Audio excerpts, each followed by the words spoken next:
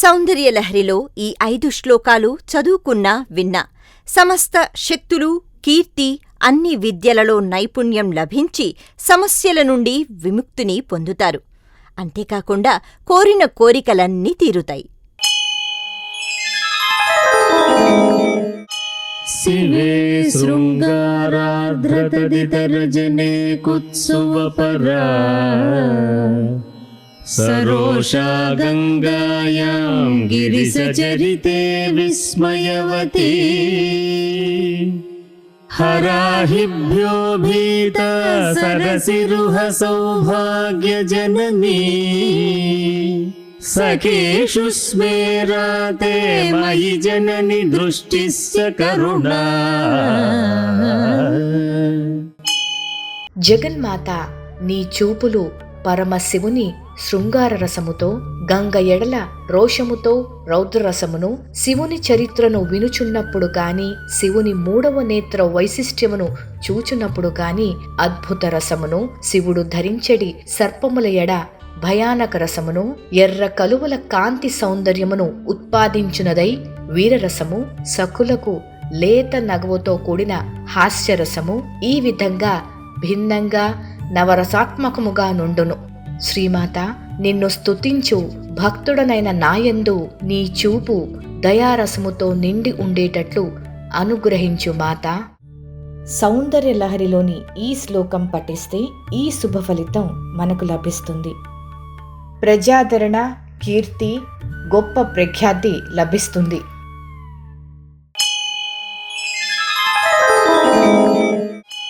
స్ఫురద్గండా భోగ ప్రతిఫలిత తాటంకయుగళం చతుశ్చక్రం మన్యే తవ ముఖమిదం మన్మథరథం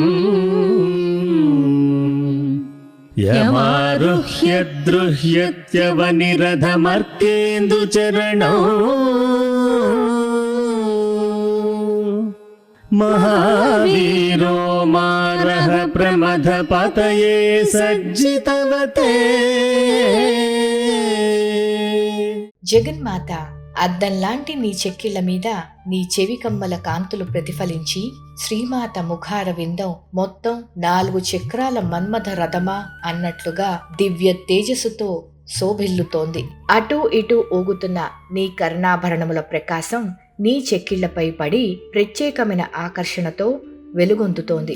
శ్రీమాత, మిలమిల మెరుస్తున్న నీ చెక్కిళ్ల యందు ప్రతిబింబిస్తున్న నీ చెవుల కమ్మల జంట కలిగిన నీ ముఖ పద్మాన్ని మన్మథుడు అధిరోహించి భూమిని రథంగా, రవిచంద్రులను చక్రాలుగా చేసుకుని త్రిపురాసురులతో యుద్ధం చేసిన త్రిపురాంతకునితోనే యుద్ధానికి సిద్ధమవుతున్నాడు.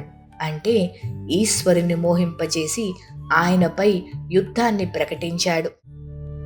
సౌందర్య లహరిలోని ఈ శ్లోకం పఠిస్తే ఈ శుభ ఫలితం మనకు లభిస్తుంది. జీవితంలో అంతర్గత సమస్యలతో బాధపడుతున్న వారికి ఉపశమనం లభిస్తుంది. అసౌనాశవంశస్తు హినగిరివంశధ్వజపటీ త్వదీయో నేదీయః ఫలతు ఫలమస్మాకముచితం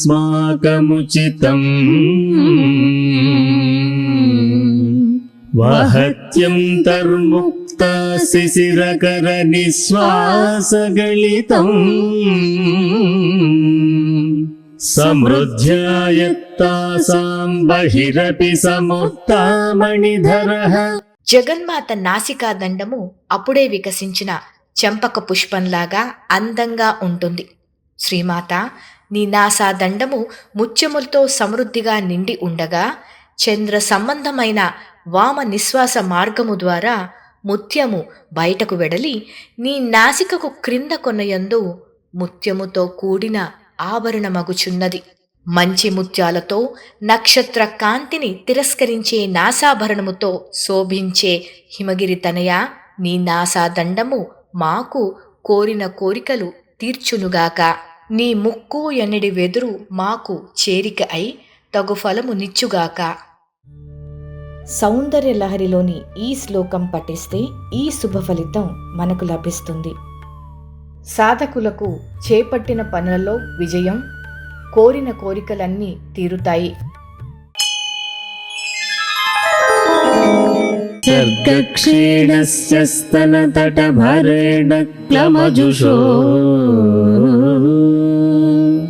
नमन्मूर्ते नारीतिलकशनकैस्तुट्यत इव चिरन्ते मध्यस्य त्रुटिततटिनीतीरतरुणा समावस्थास्तेम्नो भवतु कुशलम् శైలతనయే.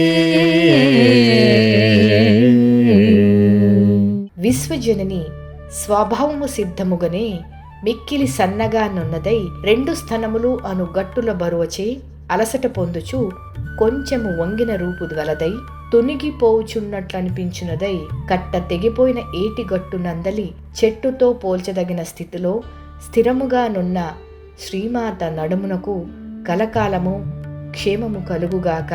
సన్నని నడుము కలిగిన ఓ జగన్మాత, మాకు సకల శుభములను ప్రసాదించుముగాక.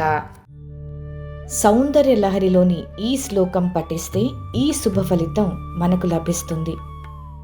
సాధకులకు ఇంద్రజాల విద్యలలో నిపుణత్వం లభిస్తుంది.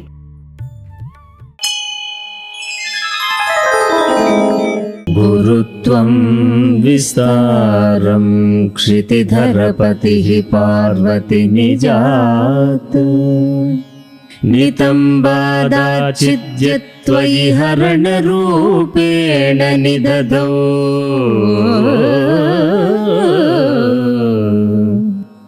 ఆతస్తే విస్తీర్ణో గురురయమశేషాం వసుమతి నితంబప్రాగ్భారస్తగయతి లఘుత్వం నయతి చ. తల్లి పార్వతీదేవి, పర్వతరాజైన నీ తండ్రి హిమవంతుడు తన నితంబ ప్రదేశము నుండి కొంత గురుత్వమును కొంత వైశాల్యమును తీసి వివాహ సమయంలో కానుకగా నీకు సమర్పించాడు. అమ్మవారి పిరుదులు బరువుగా విశాలంగా ఎత్తుగా ఉండడానికి కారణం ఆమె తండ్రి అయిన హిమవత్ పర్వతరాజు శ్రీమాతకు స్త్రీధనంగా ఇట్టి ప్రదేశాన్ని అరణంగా ఇవ్వడమే. ఈ కారణం చేత శ్రీమాత ఔన్నత్యాన్ని చాటడమే కాక భూమి మీద ఉన్న చాలా వాటిని కప్పివేస్తూ మరింత తక్కువ చేస్తున్నది. అందుకే భూమాత శ్రీదేవికి ఆసనమై అలరారుతున్నది. సౌందర్య లహరిలోని ఈ శ్లోకం పఠిస్తే ఈ శుభ ఫలితం మనకు లభిస్తుంది. సాధకులకు అగ్ని స్తంభన శక్తి లభిస్తుంది. అగ్ని నుండి రోగ నిరోధకతకు సంబంధించిన జ్ఞానాన్ని ఆర్జించవచ్చు.